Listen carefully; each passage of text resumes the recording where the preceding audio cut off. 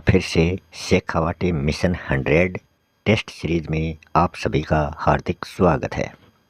आज हम आपके सामने लेके आए हैं एनसीईआरटी क्लास 12th, सब्जेक्ट है पॉलिटिकल साइंस। इसमें हमने इम्पोर्टेंट जो क्वेश्चन हैं उनका फर्स्ट चैप्टर कंप्लीट कर लिया है। आज हम इसका सेकेंड चैप्टर आपके सामने लेके आए हैं, जिसका टाइटल है सत्ता के वैकल्पिक केंद्र। ये क्वेश्चन आंसर जो है ये तैयार किए हैं शेखावाटी मिशन 100 नाम से जो सेवारत शिक्षकगण हैं। उन्होंने बोर्ड विद्यार्थियों को ध्यान में रखते हुए, ताकि वो बोर्ड एग्ज़ाम में अच्छे अंक प्राप्त कर सकें, उनके लिए ये क्वेश्चन आंसर तैयार किए हैं।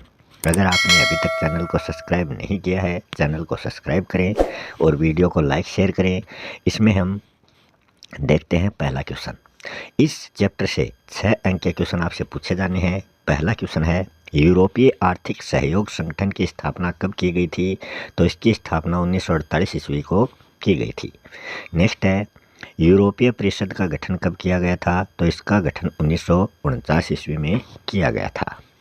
नेक्स्ट है, यूरोपियन इकोनॉमिक कम्युनिटी का गठन कब किया गया? तो ये मार्च 1957 को किया गया। आसियान का मुख्यालय कहाँ पर है? तो आसियान का मुख्यालय जकार्ता में स्थित है। नेक्स्ट है, 1978 ईस्वी के पश्चात चीन ने कौन सी नीति अपनाई थी? तो इन्होंने खुले द्वार नीति चीन के द्वारा अपनाई गई थी। वर्तमान में यूरोपीय संघ के सदस्यों की संख्या कितनी है? तो वो है 27 देश यूरोपीय संघ में शामिल हैं। यूरोपीय संघ का 28वां सदस्य कौन सा देश बना? तो वो क्रोएशिया इसका 28वां सदस्य बना है। यूरोपीय संसद का पहला प्रत्यक्ष चुनाव कब हुआ? जून 1979 ईस्वी को। चीन ने कृषि का निजीकरण कब किया? 1982 ईस्वी को। यूरोपीय संघ की मुद्रा का नाम क्या है? तो उसका नाम है यूरो।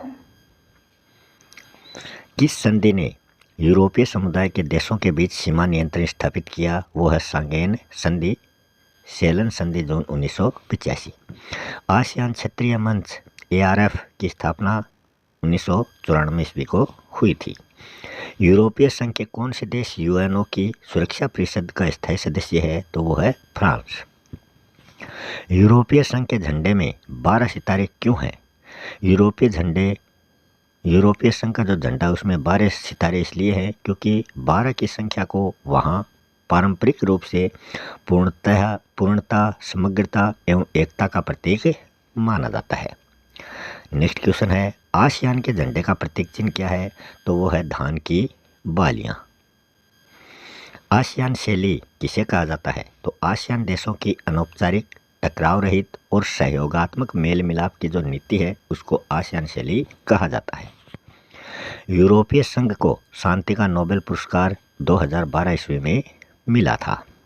एशिया का जापान जो देश है वो G7 का सदस्य माना जाता है। नेक्स्ट है, आसियान किस प्रकार का संगठन है? तो ये एक एशियनिक आर्थिक संगठन है। आसियान की स्थापना का प्रमुख उद्देश्य क्या है वो बताना है। तो आसियान की स्थापना का जो प्रमुख उद्देश्य है वो आर्थिक, सामाजिक और सांस्कृतिक विकास करना। नेक्स्ट है, यूरोपीय संघ की स्थापना किस संधि द्वारा की गई? तो इसकी स्थापना मोस्ट्रिच संधि के द्वारा 7 फरवरी 1992 को की गई। आसियान की स्थापना किस संधि के द्वारा की गई? तो ये बैंकॉक घोषणा के द्वारा 8 अगस्त 1967 को आसियान की स्थापना की गई थी। आसियान में कितने देश सदस्य हैं? तो इसमें 10 देश सदस्य हैं। वो 10 कौन कौन से हैं? 1967 में स्थापना के समय इसके जो देश थे वो थे इंडोनेशिया, फिलीपींस, सिंगापुर, थाईलैंड और मलेशिया। ब्रुनेई ने 1984 में भाग लिया। वियतनाम 1995 में शामिल हुआ। लाओस और म्यांमार दोनों ही 1997 में शामिल हुए और कंबोडिया जो है ये 1999 में इसका सदस्य बना है। तो इस प्रकार 10 देश इसके अंतर्गत शामिल हैं। आसियान की फुल फॉर्म आपको बतानी है तो वो हो जाएगी दक्षिण पूर्वी एशियाई राष्ट्रों का संगठन, मतलब Association of South East Asian एन, ये है आसियान। तो ये इसकी फुल फॉर्म हो गई association of South East Asian Nations. Says का पूरा नाम क्या है? स्पेशल इकोनॉमिक जोन, मतलब हिंदी में विशेष आर्थिक क्षेत्र। नेक्स्ट है चीन में ओपन डोर पॉलिसी, मतलब मुक्त द्वार की नीति किसने और कब चलाई थी? तो वो 1978 ईस्वी में देंग श्याओपेंग ने ओपन डोर पॉलिसी अपनाई थी। मार्शल योजना क्या है? द्वितीय विश्व युद्ध के बाद अमेरिका ने पश्चिमी यूरोप की अर्थव्यवस्था के पुनर्गठन के लिए आर्थिक सहायता दी, जिसे मार्शल योजना के नाम से जाना जाता है। नेक्स्ट है तिथि के हिसाब से इनको सबको आपको क्रम में लिखना है। विश्व व्यापार संगठन में चीन का प्रवेश कब होता है? तो ये 2001 में होता है। यूरोपीय आर्थिक समुदाय की जो स्थापना है ये 1957 में होती है। यूरोपीय संघ की स्थापना जो है वो 1992 में होती है और आसियान क्षेत्रीय मंच की स्थापना जो है ये 1994 में होती है। तो इसको क्रम से करना है, तो क्रम से पहले 57, फिर 92, फिर 94, फिर 2001। फिर आपको आगे वाले मैचिंग करने हैं। आसियान की स्थापना जो हमने पहले देखा था 1967 को हुई थी। यूरोपीय आर्थिक सहयोग संगठन की स्थापना जो है ये 1948 में हुई थी। यूरोपीय परिषद की जो स्थापना है ये 1949 में होती है और यूरोपीय संघ की स्थापना 1992 में होती है। तो यूरोपीय संघ 1992, यूरोपीय परिषद 1949, आसियान 1967 और यूरोपीय आर्थिक सहयोग संगठन 1948। नेक्स्ट क्वेश्चन है यूरोपीय आर्थिक सहयोग संगठन की स्थापना कब? तो इसकी स्थापना 1948 ईस्वी में किन उद्देश्यों को लेकर की गई? मार्शल योजना के आधार पर इसकी स्थापना हुई थी। इसका मुख्य उद्देश्य जो था वो था पश्चिमी यूरोप के देशों की आर्थिक मदद करना, मतलब इनको इकोनॉमिक हेल्प इनको करनी है। नेक्स्ट क्वेश्चन है आसियान के प्रमुख उद्देश्य को स्पष्ट कीजिए। तो इसके कौन कौन से उद्देश्य हैं? पहला है दक्षिण पूर्व एशिया के क्षेत्र में आर्थिक विकास को तेज करना। दूसरा इसका उद्देश्य है सदस्य राष्ट्रों में राजनीतिक, सामाजिक, आर्थिक, सांस्कृतिक, व्यापारिक, वैज्ञानिक तथा तकनीकी क्षेत्रों में परस्पर सहायता करना। नेक्स्ट है सामूहिक सहयोग तथा बातचीत से साझी समस्याओं का हल ढूंढना। दक्षिण पूर्वी एशियाई क्षेत्र में साझा बाजार तैयार करना। क्षेत्रीय शांति व स्थायित्व को बढ़ावा देना।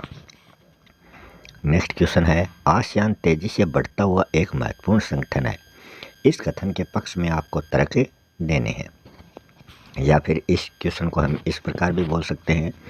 विजन 2020 में अंतर्राष्ट्रीय समुदाय में आसियान की एक बहिर्मुखी भूमिका को प्रमुखता दी गई है।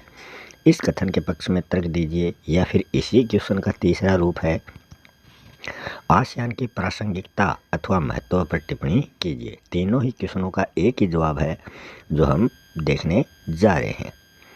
इसमें आसियान की प्रासंगिकता या महत्व को निम्नलिखित रूप से देखा जा सकता है। फर्स्ट इसका बिंदु है आसियान तेजी से बढ़ता हुआ एक महत्वपूर्ण क्षेत्रीय संगठन है। सेकेंड पॉइंट है आसियान टकराव की जगह बातचीत व परस्पर सहयोग को बढ़ावा देने की नीति पर बल देता है। थर्ड पॉइंट है पूर्वी एशियाई सहयोग पर बातचीत के लिए 1999 ईस्वी में नियमित रूप से वार्षिक बैठकों का आयोजन किया जाता है। फोर्थ पॉइंट है आसियान की मौजूदा आर्थिक शक्ति ने चीन और भारत के साथ व्यापार और निवेश के मामले में अपनी प्रासंगिकता को स्पष्ट किया है। फिफ्थ इसका पॉइंट है यह एशिया का एकमात्र ऐसा क्षेत्रीय मंच है जो एशियाई देशों तथा विश्व शक्तियों को राजनीतिक मंच उपलब्ध करवाता है। नेक्स्ट क्वेश्चन है आसियान विजन 2020 की मुख्य बातें क्या हैं? तो इसकी मुख्य बातें जो है वो आपको बतानी है। तो इसकी पहली मुख्य बात है आसियान देश आपसी टकराव की जगह बातचीत को बढ़ावा देंगे। नेक्स्ट बिंदु है अंतर्राष्ट्रीय समुदाय में एक विशिष्ट क्षेत्रीय पहचान को बनाएंगे। थर्ड पॉइंट है सुरक्षा समुदाय, आर्थिक समुदाय और सामाजिक सांस्कृतिक समुदाय के माध्यम से क्षेत्रीय हितों की रक्षा करेंगे। फोर्थ पॉइंट है आसियान शैली, दक्षिण पूर्वी एशिया के समस्त देशों के परस्पर विवादों को हल करना और आर्थिक सहायता प्रदान करना। फिफ्थ बिंदु है निवेश, श्रम और सेवाओं के मामले में मुक्त व्यापार क्षेत्र बनाना और क्षेत्रीय देशों में अमेरिका के वर्चस्व को रोकना। नेक्स्ट क्वेश्चन है भारत चीन संबंधों में कटुता पैदा करने वाले कोई 4 मुद्दे बताओ। तो वो 4 मुद्दे कौन कौन से हैं? पहला है सीमा विवाद। यह विवाद मैकमोहन रेखा जो अरुणाचल प्रदेश के तवांग तथा अंगसाई चीन क्षेत्रों को लेकर बनाई गई है। दूसरा बिंदु है पाकिस्तान को परमाणु सहायता। तीसरा बिंदु है हिंद महासागर में पैठ। चीन हिंद महासागर में अपनी पैठ जमाना चाहता है, इस हेतु उसने म्यांमार से कोको द्वीप ले लिया। पाकिस्तान से कराची के पास गवादर बंदरगाह जो है वो बन रहा है। अगला बिंदु है भारत विरोधी रवैया। चीन भारत की परमाणु नीति की आलोचना करता है तथा सुरक्षा परिषद में भारत की स्थायी सदस्यता का वो पूर्णतः विरोध करता है। अंतिम क्वेश्चन है वैकल्पिक शक्ति केंद्र के रूप में जापान प्रभावकारी है। इस कथन पर प्रकाश डालिए। या फिर इसी क्वेश्चन का दूसरा रूप है जापान की अर्थव्यवस्था पर प्रकाश डालिए। इसका जवाब हो जाएगा वैकल्पिक शक्ति केंद्र के रूप में जापान जो है वो प्रभावकारी है। जापान की आर्थिक समृद्धि और प्रभाव को निम्नलिखित बिंदुओं के अंतर्गत हम देख सकते हैं। पहला बिंदु है द्वितीय विश्व युद्ध के बाद से जापान ने तीव्र गति से विकास किया है। संयुक्त राष्ट्र संघ बजट में जापान जो है वो 10% का योगदान करता है, जो कि आर्थिक योगदान के लिहाज से दूसरा सबसे बड़ा देश है। अगला बिंदु है सैन्य व्यय के लिहाज से विश्व में जापान का 7वां स्थान है। अगला बिंदु है 2017 में जापान की अर्थव्यवस्था जो है वो विश्व की तीसरी सबसे बड़ी अर्थव्यवस्था मानी जाती है। उपयुक्त विवेचन से स्पष्ट है कि जापान शक्ति का वैकल्पिक केंद्र बन रहा है। तो इसी के साथ आज का ये टॉपिक यहीं समाप्त होता है। मिलते हैं अगले वीडियो में किसी नए टॉपिक के साथ। तब तक के लिए आप सभी का बहुत बहुत धन्यवाद।